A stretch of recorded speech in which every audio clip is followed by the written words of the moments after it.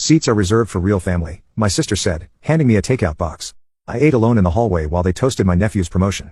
Then the $2,900 bill came, and the waiter walked straight to me. I smiled and said, "I don't pay for strangers. My name's Jordan.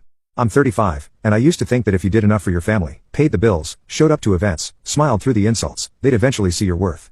Turns out, all it gets you is a folding chair in the hallway and a lukewarm box of pasta while everyone else clinks champagne glasses." It was a Friday evening when it all went down, the kind of night where the air smells like rain but nothing actually falls. My sister Lisa had sent out a family-wide invite a week earlier, dinner to celebrate Michael's promotion.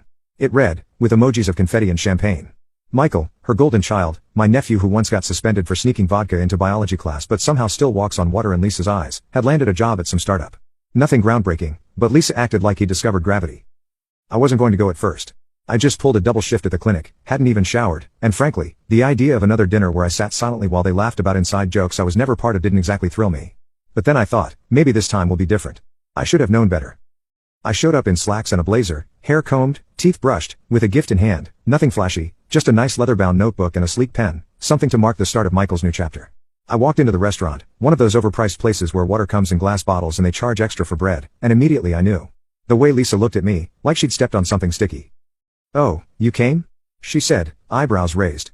"You invited me?" I replied, trying to keep my tone neutral. "Right, yeah, I just wasn't sure you'd actually." Anyway, she waved her hand like she was swatting away a fly. "We're all set up inside." I followed her through the dining room, passing round tables decked with candles and white linen. We stopped in front of a long table already full, my parents, cousins, aunts, uncles, all crammed in laughing and sipping. There was one empty seat at the end. My stomach unclenched for a second, then Lisa turned and said, "Oh, that's for Grandpa, he's just in the restroom." She handed me a brown paper bag with grease spots already blooming through the sides. "We didn't think you'd want to stay the whole time, so I asked them to box up something early, pasta primavera, vegetarian, right?" I just stared at her. She actually had the nerve to hand me takeout in front of everyone.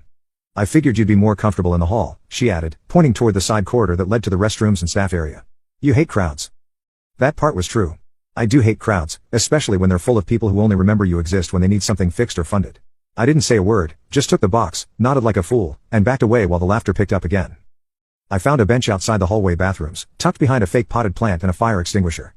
It smelled faintly of bleach and something burnt. I peeled back the lid, it was already cold.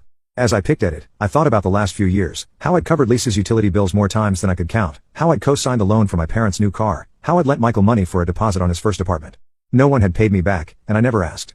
I always figured, it's family, they do the same for me. But deep down, I knew that wasn't true. They wouldn't.